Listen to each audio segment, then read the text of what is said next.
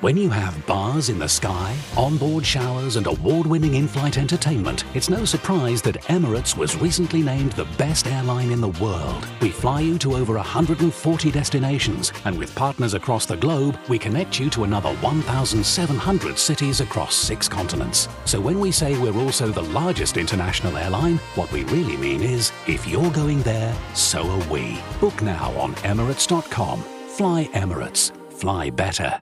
There are presentations. And then there are Canva presentations. With Canva, you can use AI to take your presentation to the next level. You can generate dynamic slides and text with a simple prompt. You can drag and drop graphics and charts from Canva's media library and add interactive elements to plus up your deck. And with collaboration tools built in, the whole team can work together better. You'll love the presentations you can easily design with Canva. Your clients and coworkers will too. Love your work with Canva presentations at canva.com. Bloomberg Audio Studios. Podcasts, radio, news. This is Bloomberg Daybreak Weekend, our global look at the top stories in the coming week from our Daybreak anchors all around the world. And straight ahead on the program, a look ahead to the April jobs report here in the U.S., how that may impact Fed policy moving forward. I'm Tom Busby in New York. I'm Caroline Hepker here in London, where we're keeping you up to date as the UK heads to the polls. I'm Doug Krisner, looking ahead to China's PMI data, the first reading since those higher U.S. tariffs took effect. That's all straight ahead on Bloomberg Daybreak Weekend. On Bloomberg 1130 New York, Bloomberg 99.1 Washington, D.C., Bloomberg 92.9 Boston, DAB Digital Radio London, Sirius XM 121, and around the world on BloombergRadio.com and the Bloomberg Business app. Good day to you. I'm Tom Busby, and we begin today's program with a look ahead to the April jobs report with non-farm payroll numbers out this Friday, 8:30 a.m. Wall Street time. Now, for more on the strength of the U.S. labor market, how Friday's numbers may impact Fed policy, we're joined by Michael McKee, Bloomberg International Economics and Policy Correspondent. Well, Michael, what do you expect to see this Friday in the April jobs report? Well, we expect to see a slowing, Tom, in hiring, but we don't really have a good idea, a good handle on what the overall number is going to be, because we're not really sure at this point how companies are reacting to all of the news that we have seen about tariffs and the economy. The Beige Book, which was out last Wednesday, used the word uncertainty 80 times and mentioned that companies didn't seem to be laying off people, but seem to be making plans to do so if the tariffs go into effect and start to hurt their business prospects. So we may see a ratcheting down, but the expectation is we won't see a fall off the cliff. And we're not expecting at this point, according to economists, a big change in the unemployment rate, still supposed to stay at 4.2%. So by all appearances, until now, the labor market has remained pretty resilient. But that uncertainty caused by the Trump tariffs, I guess the question really is, how long can that last? I mean, the Independence Day from President Trump was this month in April, so we probably won't see any damage or much damage reflected in this report, correct? That's correct.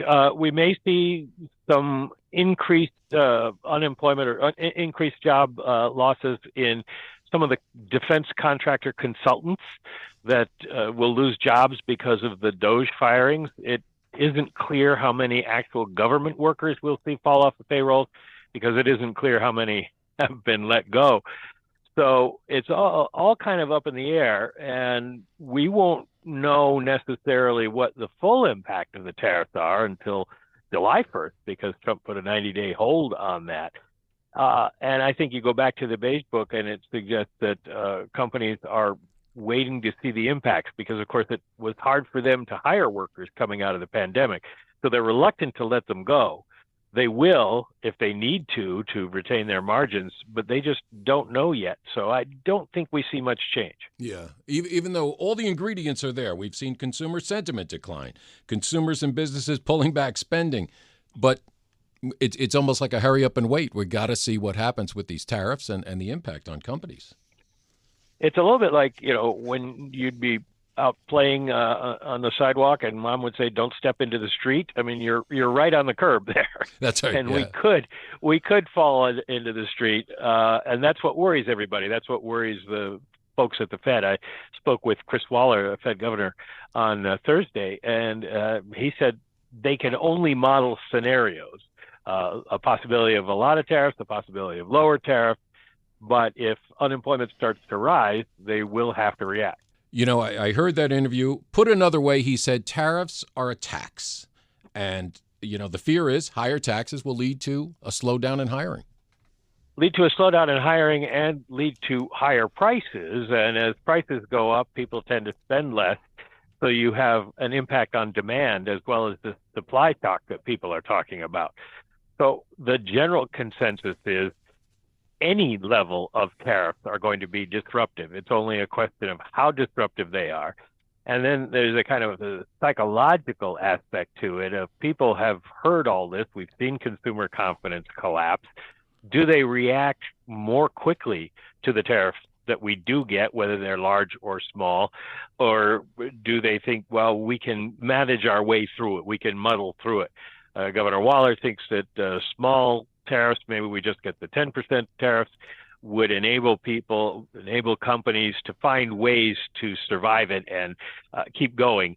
But anything larger than that would probably cause people to pull back fairly quickly because they were scarred by the inflation coming out of the pandemic.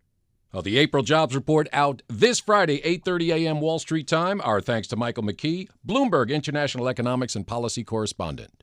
With the first quarter earnings season in full swing, we move now to some key earnings this week from some of Big Tech's magnificent 7 Meta platforms and Microsoft on Wednesday, Apple and Amazon coming on Thursday. For more on what to expect, we're joined by Mandeep Singh, Bloomberg Intelligence Senior Tech Industry Analyst.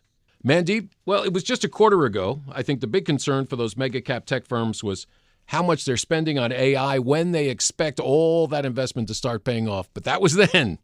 Now it looks like the Trump tariffs and all the uncertainty they bring, putting AI kind of on a back burner, along with regulatory pressures. I mean, is that what it looks like right now?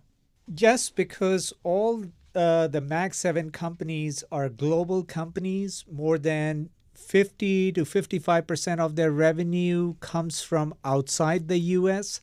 So when you think about the international revenue exposure they have, I mean, tariffs will clearly play into that. There could be some retaliation in terms of, other countries kind of imposing some sort of a tax or fine on these companies, or just a pushback in terms of using their products. So, look, is there any catastrophe lurking for these companies? I would say no. But on the margin, I feel like the estimates for these companies in terms of growth and profitability are likely to go down or sideways simply because of the tariff uncertainty. And even though AI is a big secular tailwind that will remain, I think in the near term, AI won't be enough to make up for any lost revenue due to tariffs or just, macro slowdown where companies may pull back on ads or just kind of shelve their IT spending projects for now. Well, back to tariffs. We've seen that Apple has shifted some of its production, almost 10% of it, to India. Mm-hmm. And that is really to kind of not rely so much on China. A benefit now that we're in this tariff war. Have any other companies done a similar move? Well, everyone is trying to figure out how to best kind of relocate their supply chains to deal with the uncertainty. The good things for, Meta or Alphabet is they have very low exposure to the hardware side, which gets impacted the most in the case of tariffs. I mean, if you're selling digital services or, if you have an online business, it's not going to get affected by tariffs. At the same time, as I said, they will see the impact in terms of certain advertisers pulling back their ad spending because of uncertainty that is out there. So there are large Chinese advertisers like Temu and Shein who were spending almost, $10 billion plus on digital ads across Google and Meta. So from that perspective, any pullback from them is going to impact the growth rates for these companies. Yep. And there is a lot of indirect impact. But in terms of the direct supply chain impact, I think Apple is the most exposed. So you're right. They have to do something about it. They don't have a choice. And they are doing whatever they could. Yeah. Do you see the tariffs benefiting anybody, or is it all negative? Well, I think, again, I go back to my comment about these companies, the large ones being international businesses. So even if, you may say if dollar is weakening, that's somewhat helpful. But on the margin, they benefit a lot more from selling their products outside the U.S. You have to remember, Asia has the biggest population. So because these companies have got large online platforms, more than 1/3 of their users who use Meta properties or Google apps, they're outside the U.S. That's where all of your user growth is. So if there is any pushback in terms of using U.S.-based products, that's going to hurt. It's going to hurt, yeah. If a third of your market. Yeah. Now, we've seen reports. I want to talk about AI, which the last couple of times you've been here, that's all we talked about with these tech earnings. We've seen reports of some of these tech giants pulling back on leases for AI centers. Are we at an inflection point right now, or is it just kind of like, let's hold off on this CapEx on AI now and see how this plays out? Well, so 2 of the 4 big hyperscalers have reaffirmed their CapEx plans for the full year. And, Google and Amazon, they said, even with all the uncertainty, and this goes like 2 weeks back. So we had all this tariff turmoil going on, but they reaffirmed their CapEx, which goes to show that everyone is still very bullish on AI. We're still in the very early innings. They see a lot of potential with, AI driving a lot of their revenue growth down the line, and they want to be ahead in terms of investment. So I think what will be reassuring this quarter is just companies coming out and saying, we still will continue to invest in AI. Could there be a digestion period in terms of, building these large-scale data centers? Possibly. That's what all these pauses and leases are suggesting, that there could be a small pause here and there. But the trend is still intact. And I think you will see a very quick rebound the moment this uncertainty clears out. Yeah, just a pause. A pause. One last thing I want to talk about, a lot of ramped up regulatory pressure on these tech giants, not just the U.S., but the EU especially. And how will that impact things? Well, right now it feels like regulatory side may take a backseat because of all the tariff situation. And just, this week, Meta and Google were slapped a fine by the EU, but that was a drop in the bucket. We're talking about 700 million euro, whereas these companies have paid billions in dollars of fines. So from that perspective, it feels like you may see regulatory stuff take a backseat, but there is that pending case for Google in the U.S., the monopolization case where they're asking for Chrome divestiture. I mean, to me, that is the big one, and the Meta FTC. So the regulatory overhang is more within the U.S. than outside the U.S., whereas previously, these companies were kind of paying more fines outside the U.S. Wow. Well, there's a lot going on and a lot to look forward to. Our thanks to Mandeep Singh, Bloomberg Intelligence Senior Tech Industry Analyst. Coming up on Bloomberg Daybreak Weekend, we'll look ahead to local elections in the UK. I'm Tom Busby, and this is Bloomberg.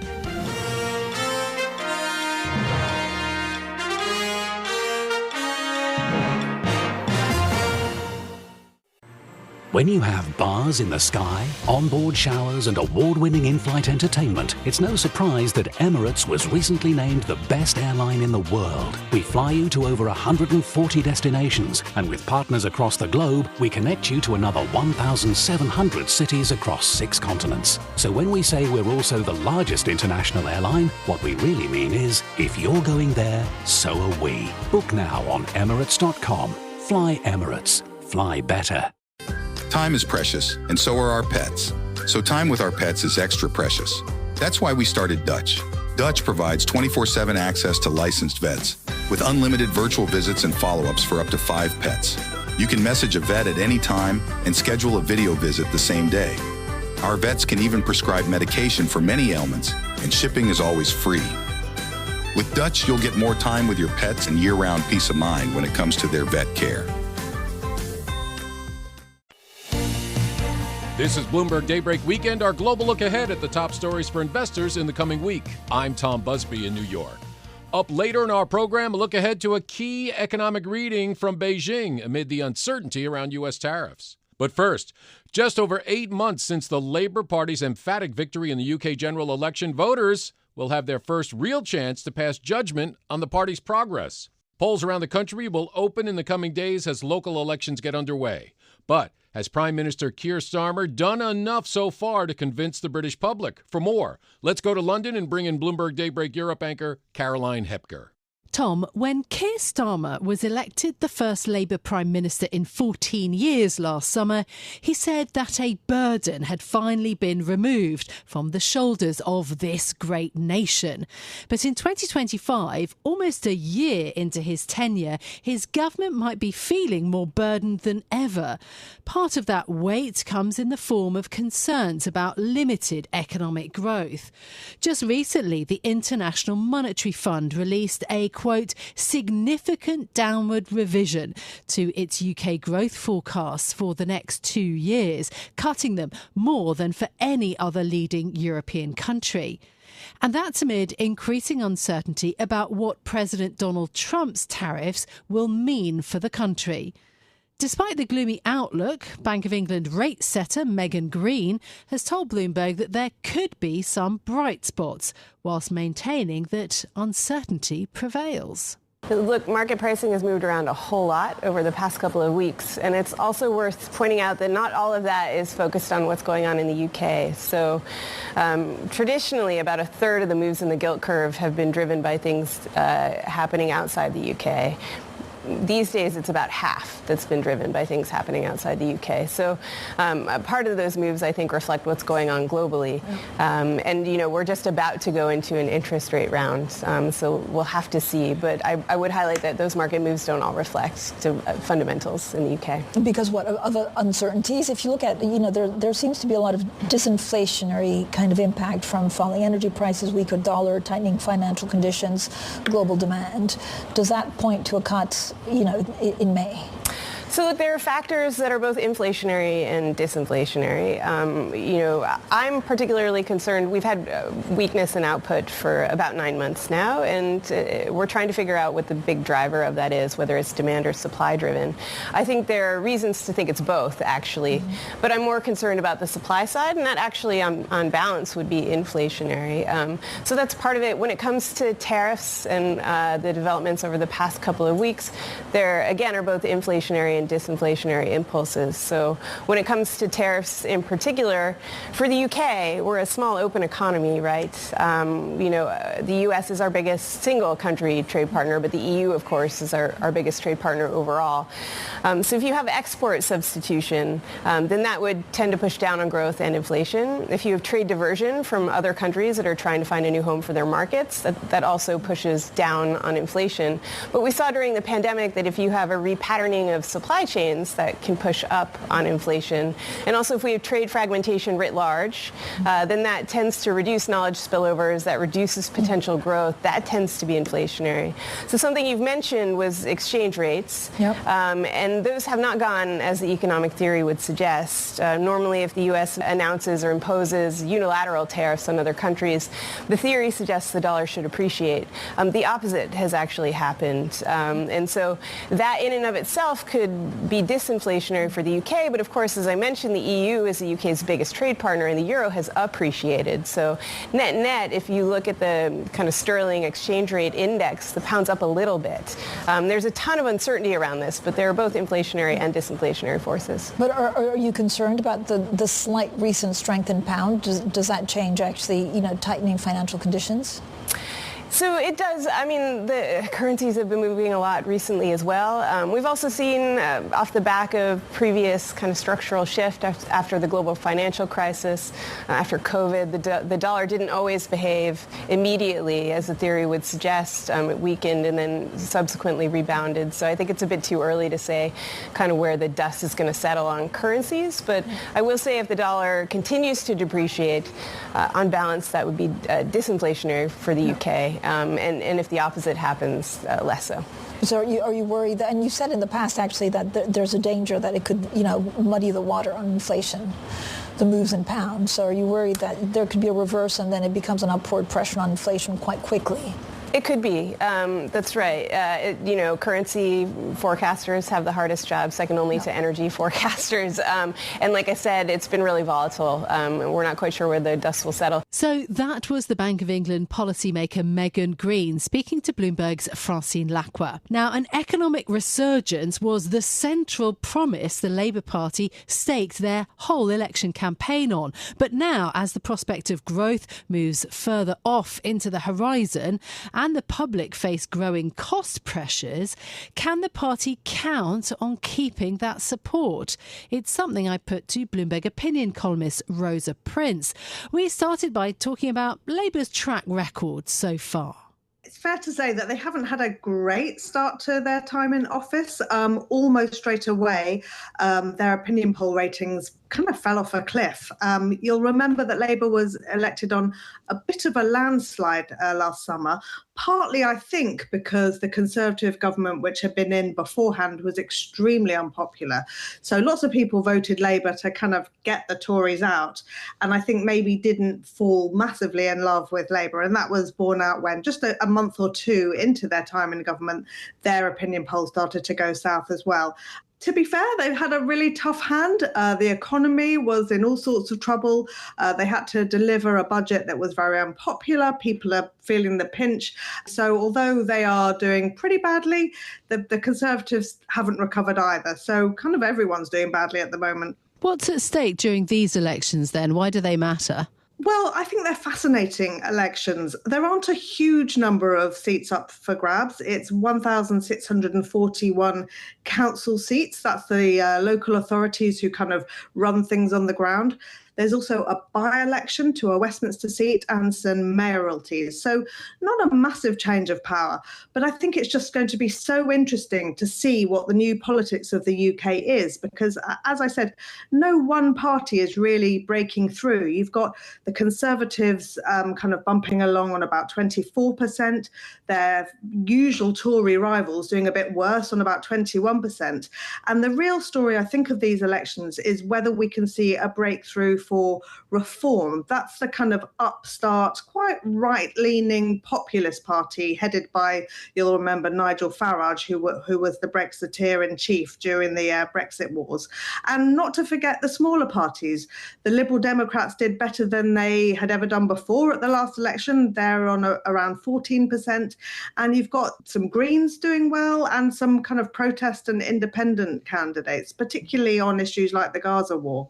How do you think that the kind of bigger picture is going to affect the local elections? How do you think that there's going to be that interplay between the local and the national? That's such a good question. How do we know how anyone votes? I think often what happens is that people, maybe they don't pay attention to politics all that much. They've kind of got the party that they believe in and that they always vote for. So they'll tend to vote along those traditional lines that they would do, say, at a general election, unless something has happened in their area that they're particularly unhappy about, less commonly that they're particularly pleased about. And then it does come down to the performance of what they've been used to. So, for example, there's a terrible strike going on among refuse workers in the second biggest town of Birmingham. I think the people of Birmingham may feel differently about their Labour council than if they hadn't had rubbish piled up outside their homes for weeks.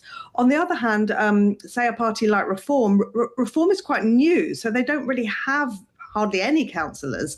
So people won't be able to vote on their record. And it'll be whether they think that they can actually trust Reform to run things. You know, Reform hasn't got that record of managing things. Will people continue to see them as almost a protest vote, or will they actually trust them to run local services? I mean, thinking about Birmingham, reports of gigantic rats as a result of that strike and the rubbish in streets that we've seen for weeks now. In terms of the campaigns, what have they looked like for the major parties? I mean, how much effort do they put in? Just to give you a bit of context, so the last time these elections were held, they're held every 4 years, Boris Johnson was the Prime Minister, and he was doing very, very well.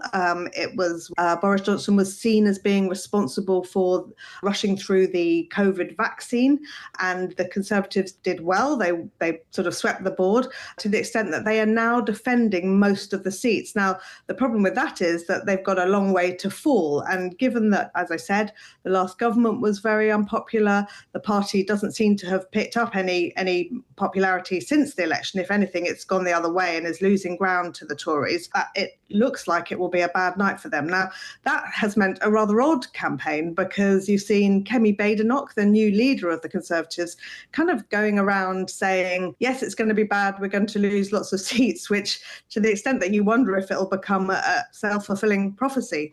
Nigel Farage, on the other hand, he sees an opportunity here. So he's really going for those parts of the country where the Conservatives are unpopular. For example, he is around now campaigning in Kent, in the town of Dover, where the Reform think that they can pick up votes. The Liberal Democrats are often strong in local government, often stronger than they are nationally. So they've been having their leader, Ed Davey, going out and doing his usual. He likes to do lots of stunts for the television cameras. And Labour, they're kind of keeping a low profile, hoping that their current woes aren't translated and they don't lose too many seats. The expectation at the moment is that they did badly last time these seats were fought. They'll probably do about the same, but it's so hard to know because of that reform factor. And how much do you think that the wider economy is going to affect the elections effectively? We know that, I mean, employment is still very strong in the UK. Wages, a bit more difficult for people. Cost of living crisis for some people still continuing. How much do you think the economy and the economic backdrop will affect people's vote? I think the economy always affects people's votes. I think people are feeling the pinch, and it's going to come down to who they blame for that. Now, the reason that the Conservatives became so suddenly unpopular and did so badly at the last election, I think, can be traced back to the disaster that was Liz Truss and her brief premiership. And the Conservatives never really recovered from that. Now, Labour have spent their 8 months in power kind of pointing to her and pointing to the last government and saying, it's not our fault, we inherited a mess and we're doing our best. And I think what it comes down to is whether people on the ground believe that, or whether they're fed up enough to shift over to reform. I don't see much sign that people are ready to trust the Conservatives again. My thanks to Bloomberg opinion columnist Rosa Prince. Now, we will have full coverage and analysis of the local election and its outcomes right here on Bloomberg and on our Bloomberg UK Politics podcast in the days ahead. I'm Caroline Hepker in London. You can catch us every weekday morning for Bloomberg Daybreak Europe beginning at 6 a.m. in London. That's 1 a.m. on Wall Street. Tom. Thanks, Caroline. And coming up on Bloomberg Daybreak Weekend, we'll look ahead to a key economic reading from Beijing. I'm Tom Busby, and this is Bloomberg.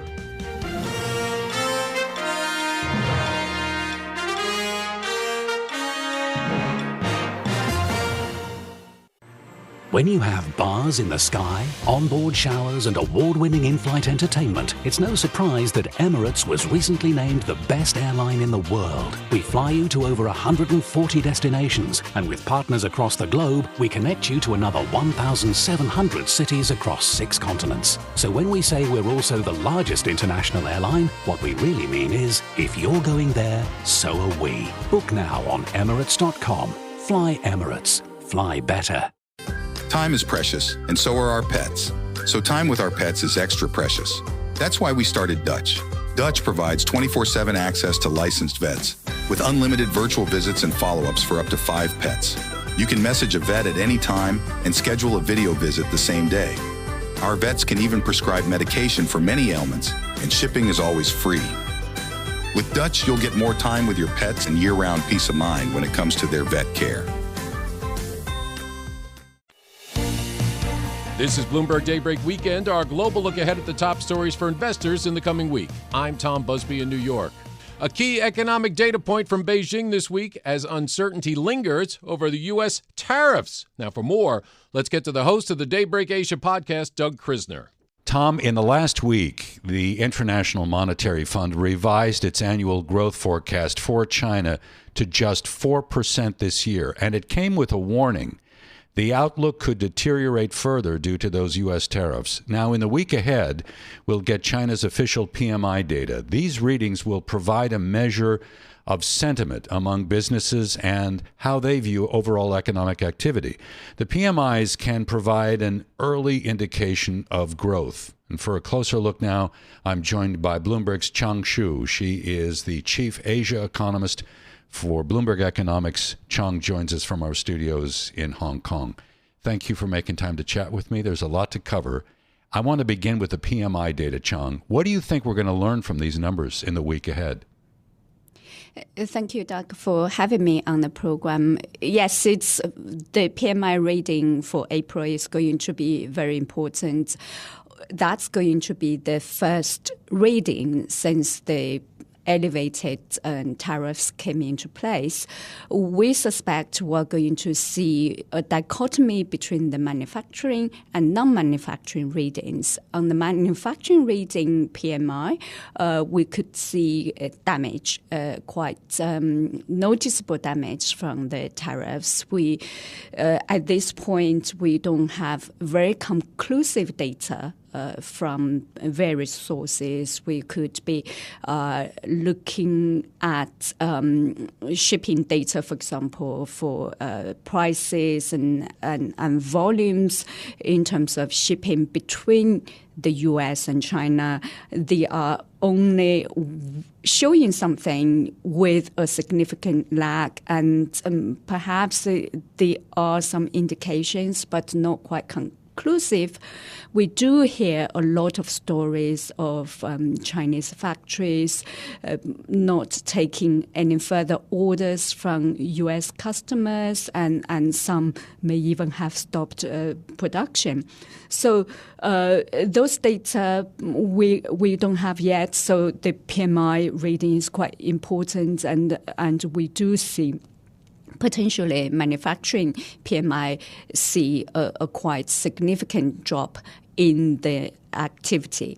At this point, we're projecting the manufacturing PMI to drop into contractional territory from expansion of 50.5 in March to perhaps around 49.8 sort of reading. So that's on the manufacturing side. But if we want to go into the non-manufacturing side, we do see expansion to continue. Are we going to get any clues as to whether supply chains are being reconfigured in a way that China would be able to divert some shipments elsewhere into jurisdictions that don't have tariff rates as high as China does coming into the U.S. market? It's a good question, but a very tough one to answer. We hear again on the ground lots of stories, firms on the ground that are trying to diversify the supply chains, maybe accelerating the move out of China, the move of the production facilities out of China.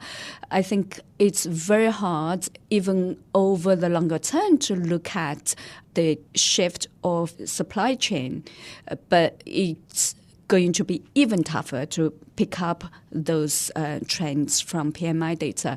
So it's something that we'll keep looking out for, but unfortunately, we don't have sufficient data to give any clarity on this issue. So when I think of the Chinese domestic economy, what I really think of is just a lack of demand. Is it too much to think that Beijing could try to stimulate demand in a way that would compensate for the reduction that the export economy is faced with right now? Or is that just entirely out of the question? Is that an impossibility? It's very tough. It's very tough for the government to purely by stimulating the domestic economy to offset the shock from the external demand.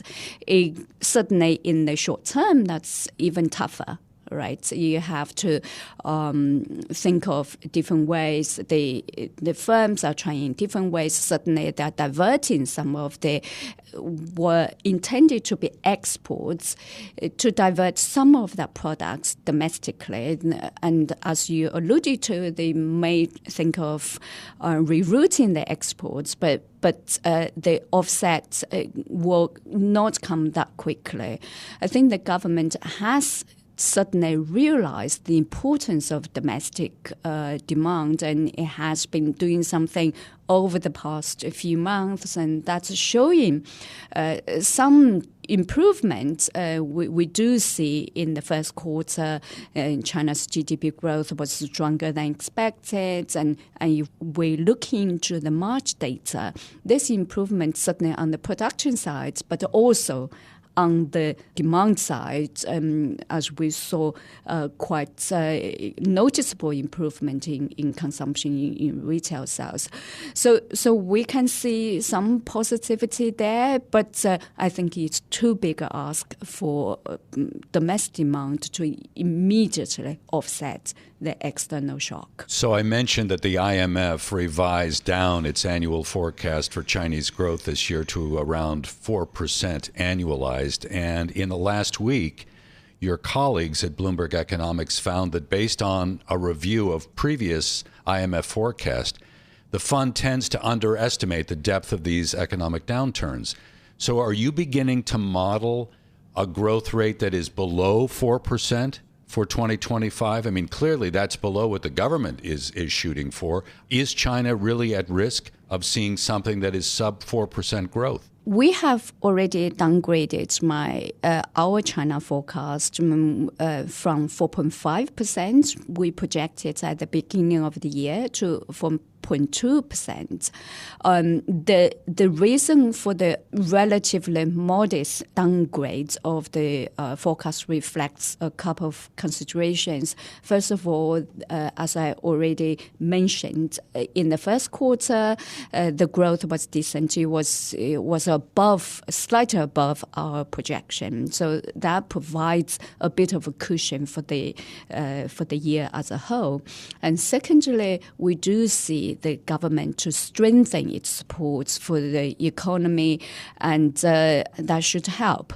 But as we again discussed earlier, we don't think the support can fully offset the downturn in external demand. So taking account in all those considerations, we have a modest downgrade of the projection. But we can come to the discussion clearly what the government is going to do, how they are going to support the economy, and how effective those policy stimulus will be very critical for China's growth trajectory going forward. It seems as though China is in a very vulnerable position right now, given the fact that these tariffs are so biting. Is there anything that could come out of this upcoming Politburo meeting that would give the markets a sign that Beijing is willing to endure a long period of negotiation? Or is this something that is out of the question and it's more likely that China over a short period of time will capitulate and kind of give in a little bit to what the U.S. is demanding of it? Yeah, it's a very tough question. I think the Chinese side certainly is willing to talk, and it has sent various signals, but it also laid down the conditions for discussions, the respect, and that. I think the government, it's something we have written in our reports. There are various considerations why it's taking on this very tough stance, and it can be a simple sort of phase raise issue, you come back down. And one thing it could be that China doesn't know at this point what the U.S. wants. So those are the domestic issues, considerations. In the meantime, there's also the international dimension to it in this particular case. Unlike in the first trade war, China was the only one, more or less the only one, affected by tariff, but this time it's a wide range of countries, or indeed all the countries are facing tariffs, and all the countries except China are trying to talk to the U.S. So from, again, theory perspective, there's a risk when everybody tries, or every country tries to talk to the U.S., China will end up having a worse deal, which is why China kind of takes this particular stance to push back strongly. So for various reasons, China is holding strong stance at this point, but I think he's still hoping to at some point to be able to sit down to talk to the U.S. and get a trade deal to cut down the tariffs. But in the meantime, the Chinese economy certainly will suffer. There's costs certainly from the U.S. side, but on the China side, the hit can be quite immediate on the export sector, which could spread to the rest of the economy. I think the government certainly is prepared for that. And in terms of the political Bureau meeting, we think you will have to send quite strong signal that is going to support the economy. And I think possibly, like you alluded to, suggest this is going to be a long, enduring standoff with the U.S., and the government is prepared to support the economy. Chang, thank you so much for joining us and helping us understand more of what's going on in the Chinese economy these days. Chang Xu is Chief Asia Economist at Bloomberg Economics. She was joining us from our studios in Hong Kong. I'm Doug Krisner. You can catch us weekdays for the Daybreak Asia podcast. It's available wherever you get your podcast. Tom? Thank you, Doug. And that does it for this edition of Bloomberg Daybreak Weekend. Join us again Monday morning at 5 a.m. Wall Street time for the latest on markets overseas and the news you need to start your day. I'm Tom Busby. Stay with us. Top stories and global business headlines are coming up right now.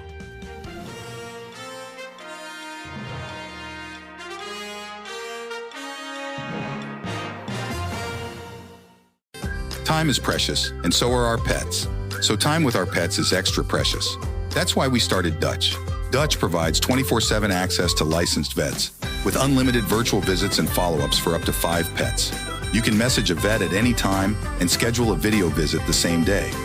Our vets can even prescribe medication for many ailments, and shipping is always free.